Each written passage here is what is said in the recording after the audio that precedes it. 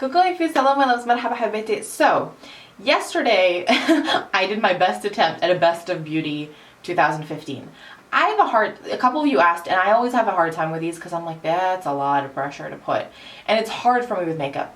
And so I did sort of the tag yesterday. And that's what I went up yesterday if you watched it. Skincare though was a little bit easier because there are products in my, like I buy a lot of skincare. I love, it's becoming like a crazy addiction on par with the makeup. But there are a few things that once I finish, even if I like, there are things that I don't like or don't work for me that get passed along. But there's a bunch that I try that will use up, but I won't like run out and repurchase. There are, however, a good set that I either discovered this year or repurchased multiples of this year that I thought would be worth mentioning. So this will be like my best skincare of 2015 because it's stuff that I don't ever want to be without and that I've repurchased or plan to repurchase. So yeah, I will list it all down below. Everything that I have a review on, which should be, I think, everything, I will list down below. But let me know which are your can't live without skincare products of this past year and even of this new year, because we're kind of well into 2016 at this point. So without further ado, let me just start, and I'll do it probably in the stages of skincare. So we will first start with a cleanser, and this should be a surprise to no one that's been here for any length of time. It's the Emma Hardy Moringa cleansing balm. I've tried a bunch of different ones from different companies that I love. I will even say love, but nothing quite compares to this one. This must be my 4th or 5th tub, and this is a mini, and I'm like already, because I got it as part of a cult beauty box, I'm already like stressed out that it's so little. I'm like, how long are you gonna last me? But I just absolutely love this stuff and don't ever want to be without it. So that's my first product. The second is a toner. So this is the Pixi Glow Tonic. Again, my 2nd or 3rd bottle, and I already have a backup in my drawer. I just find that it's nice, it's lightweight. I use this in the morning because I find it refreshing between the effect that it has on my skin, the smell, just everything about it. The price point is reasonable. It's not sort of the cheapest toner ever, but it's reasonable as compared to some of the other toners that I've tried. And I have an infatuation with this that is beyond words. So this is the second product that I've absolutely adored this year.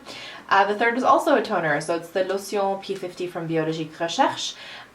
This one I use in the evenings. I don't always use it every single day just because it doesn't give me that pow if I use it every single night, but it's absolutely beautiful. There's a reason it has a cult following. It just really gets in there and sort of fights all of those breakouts, all that sort of exfoliation that needs to happen. It's a really lovely product. I'm almost running out of this one, but I have a backup in that drawer. These are a little bit harder to track down. They're not sort of available more readily online, and so these ones, as soon as I hit sort of like midway, I start looking for another one so that I won't have to go without it. I'm forgetting my steps. Let's do this guy because it's more of a serum. So this is a recent discovery. It's a Super Aqua Serum from Guerlain, and I have really been enjoying it. My skin, even though it breaks out quite often, needs the hydration, and when I break out extra, I make sure to pack in that hydration because my skin breaks out not because it's too oily. It breaks out because it's mad at me, and when it's mad at me, I'm like, the first thing that I do is give it hydration, and this incredibly expensive serum does that beautifully. On days when I'm running out the door sometimes and I'm really in a rush, I can skip my moisturizer and my oil when I use this, and so it gives me more bang for my buck, I feel like. I'm about this far through it. I've had it for about 4 or 5 months, but I love it, and I know that as soon as it's over, unfortunately, as expensive as it is, I will be repurchasing another one. And then in terms of an oil, I absolutely adore the Artemis by Sunday Riley. Again, near the bottom of this. Thankfully, my amazing friend Noelle gifted me another one. I will link Noelle's channel down below. If she hadn't, I would have already repurchased it because, again, there is like some kind of visceral emotional reaction that I have with certain things like the Pixi Glow Tonic, like this one, where the results I see are beautiful, but not necessarily like more beautiful than other things, but I just have a connection. It feels good to put it on the face. It smells good. I enjoy it. So yeah, this is my jam. And then a mask that I love, and like people love Sunday Riley's Luna oil. I like it. I just don't love it as much as Artemis. It's weird. So anyways, the one mask that I want to mention to you guys is the Rose Stem Cell Mask by Peter Thomas Roth. I use this as an overnight mask. I rarely use it as like a wear it and wash it off mask, but I love It's so beautiful. It leaves my skin feeling soft, hydrated, like I'm having a good skin day the next day. Again, I try not to overuse it because when I use it too often, it loses that sort of magic that it has. But I'll use it sort of once a week, twice a week maybe, and it just gives my skin that pow the next morning that I love.